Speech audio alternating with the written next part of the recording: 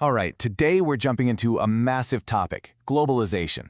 It's this invisible force that's shaping pretty much everything around you, what you eat, what you wear, and even the technology you're probably holding in your hands right now. So let's unpack it. I mean, really think about it for a sec. That smartphone in your pocket, where did it actually come from? The design might be from California, but the chip inside is probably from Taiwan, the screen from South Korea, and the whole thing was likely put together in China. That whole incredible journey, that's globalization, right there in the palm of your hand. Okay, so first things first. What exactly is globalization? At its most basic level, it's really that simple. It's all about the world getting more and more connected, mostly because we're all buying and selling things across borders. And this one process, this one idea, has totally changed the world we live in. So what does that really mean in practice? Well, for starters, it means a huge increase in trade between countries. It also means our economies are, they're way more tangled up with each other than they've ever been. And for the big companies, the borders kind of just melt away. They start to see the entire world as one giant market. All right, next up, how the world got so much smaller. Let's dig into the key inventions that made all of this possible. And you can see this amazing chain reaction playing out over time, right? The Industrial Revolution kicks things off by making tons of new goods. But then you have a new problem. How do you ship it all faster? Boom! You get canals like the Suez. Then, how do you manage sales across an ocean? Hello, telephone.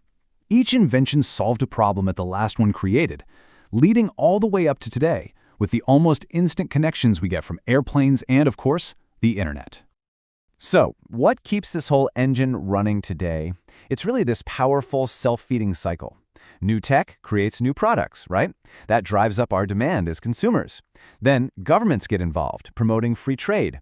That lowers costs and gives companies access to talent from all over the world, which just pushes them to create, you guessed it, even more new technology. It just keeps feeding itself. Okay, let's zoom in a bit. To really get this, we're going to follow a product's journey. And to do that, you have to meet the star of the show, the transnational company. Yeah, these are the real giants of globalization. We're talking about a company that has its main headquarters in one country, say the US or somewhere in Europe, but then it has factories, call centers, and stores all over the planet. And how do they pull that off? They do it through something called foreign direct investment, or FDI for short. And this is the absolute key. It's when that giant company takes its money and directly invests it to build a factory or open an office in a different country. This is the action that makes globalization a physical, tangible thing. So, why would a company bother doing this? Well, it all comes down to two things: efficiency and opportunity. Maybe they're looking for cheaper raw materials, or maybe a country has a large available workforce, or they might just want to sell their stuff to a whole new group of customers in a growing market.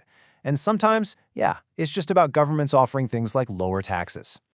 Now, the final piece of this global puzzle is logistics. Getting that product from a factory floor to a store shelf is like this incredibly complex dance of ships, planes, trains, and trucks. And for a big company, every single choice is a trade-off. Do you go with a slow boat across the sea to save money, or do you pay for expensive air freight to get fresh food to the market before it spoils? I mean, these are the kinds of calculations happening every single day that define our global supply chains. Okay, so we've seen how it all works. But now let's talk about the impact it has on the real world. Because like anything this big, there are two sides to the story. So on the positive side, globalization can create a ton of jobs and new opportunities.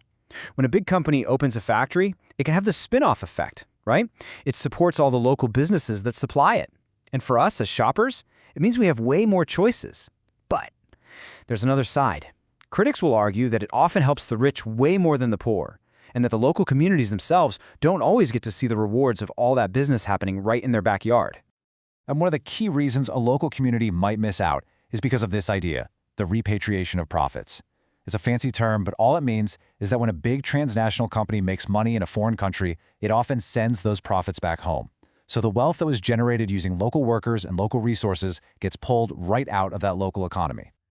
All right, let's bring this right up to the present day. Because there is one piece of technology that has absolutely supercharged every single thing we've talked about so far. And you know what it is? The internet.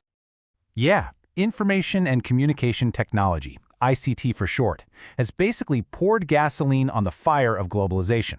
It makes talking to someone on the other side of the world, advertising to them, and selling them something not just possible, but incredibly easy. It's created a digital marketplace that is truly, truly global. And this is where it really hits home, right in our daily habits. The convenience of shopping from home is amazing. We have access to this massive global catalog of products and reviews. But it definitely comes with its own headaches, doesn't it? Trying to return something to a seller halfway across the world can be a nightmare. You lose that human connection, and of course, there's always the risk of online fraud. So when you boil it all down, globalization isn't just some big abstract economic thing. It's actually a collection of technologies, business decisions, and, well, our choices as consumers. We all take part in it, every single day. It connects us in ways that were unimaginable just a generation ago. And that leaves us with a really big question. What is our role in shaping what it becomes next?